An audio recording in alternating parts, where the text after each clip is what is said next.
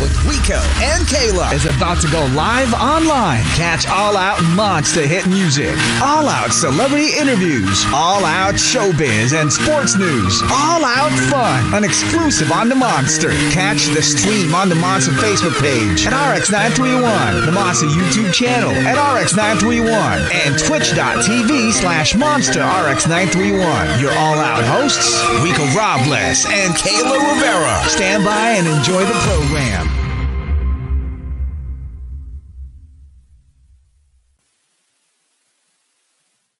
Hey, monsters, you know how we do it. It's another fantastic Friday. And the last time we got to speak to him, he shared so much about, life and music and travels and what he's up to. It was actually in person, but this time around, he's halfway around the world.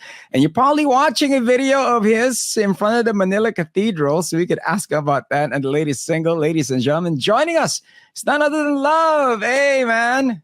Hi, how are you? Good, good, good. What part of the world are you at right now? I'm traveling kind of all over Asia right now. I'm about to be in Bali. Yeah, kind of all over.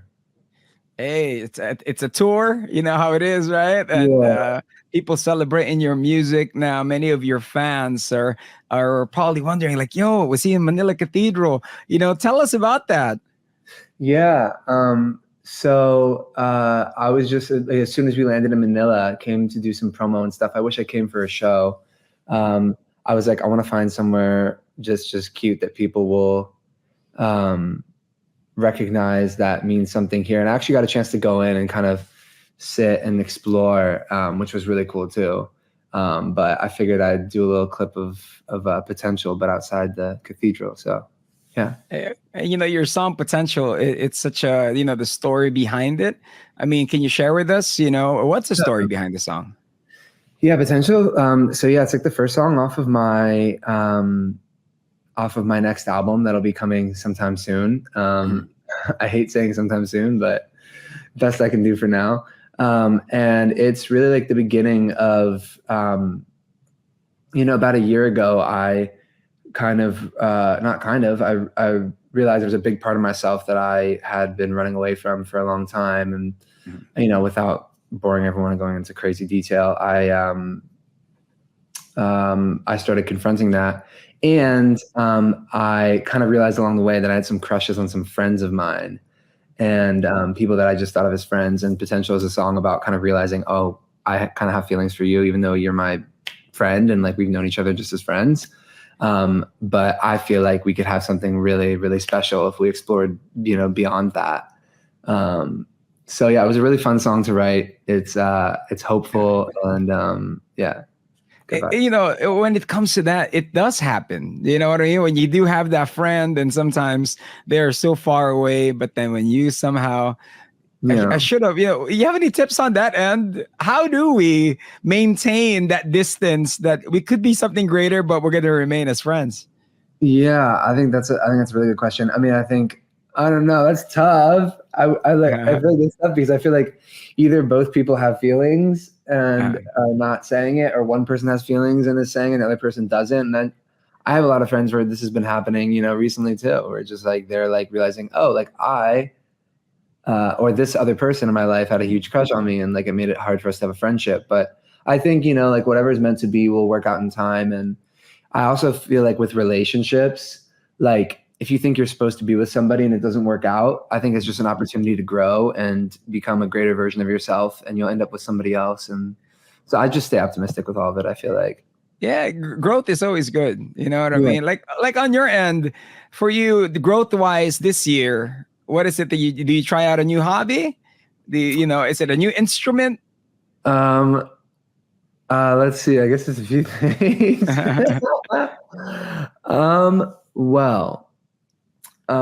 The main thing for me was just, was finally admitting to myself that I was not just into, romantically being with women. And so that's been something that I've just been kind of pushing down for a long time.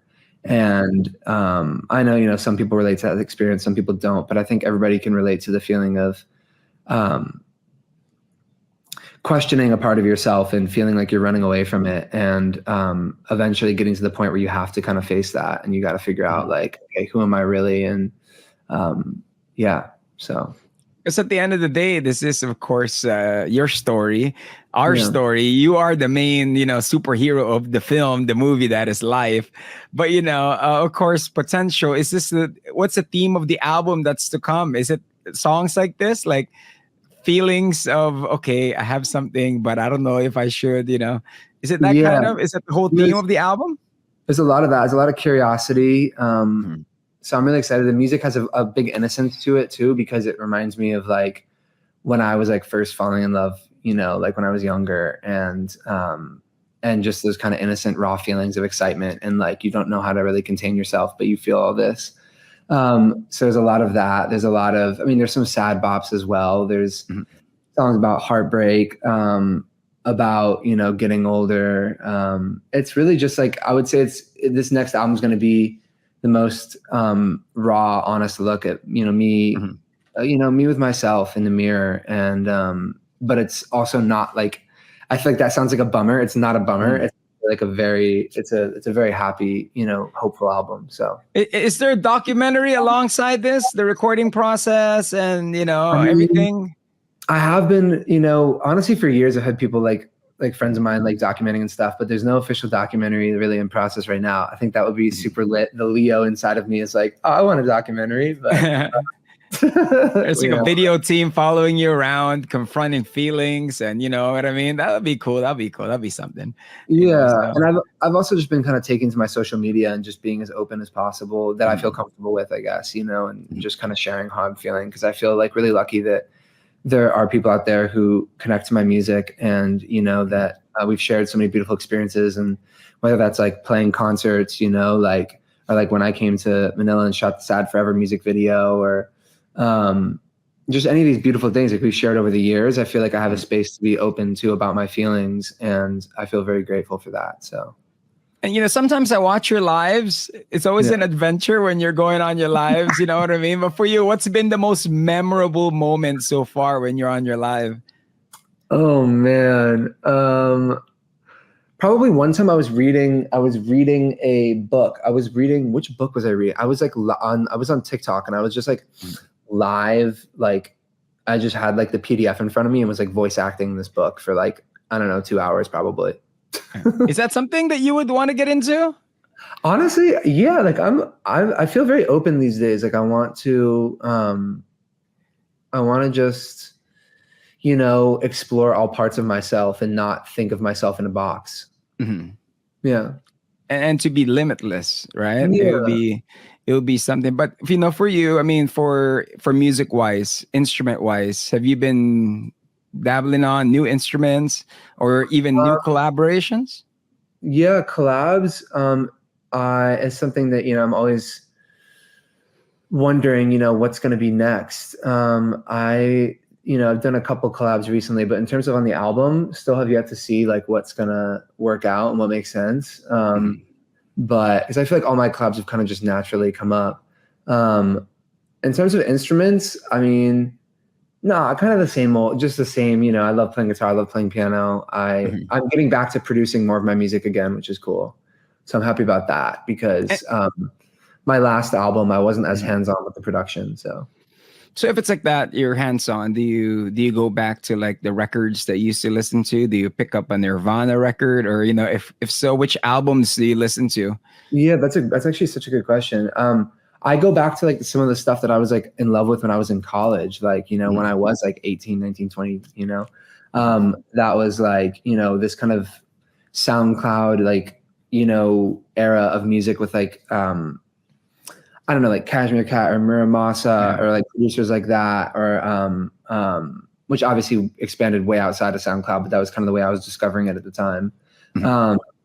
Stuff like that. I love Cigarettes After Sex. I've been listening to them a lot. I find their sound really inspiring. Always Love Me, some Laney, and yeah, all sorts of different stuff. Well, for those that are tuning in, we have Lauv. He is joining us, and we're just talking life and now music. Here on the show, we do got all our questions. Just some random fun questions. Summer is just around the corner here in the Philippines. It's already right smack in the middle of summer. For you, any summer plans other than touring?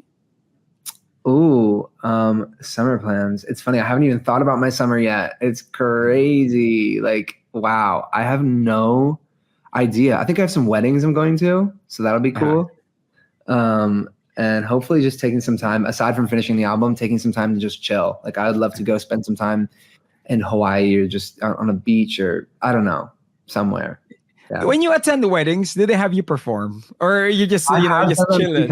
I've done that a few times. I performed at my cousin's wedding. That I did an acoustic version of I Like Me Better. I've done that.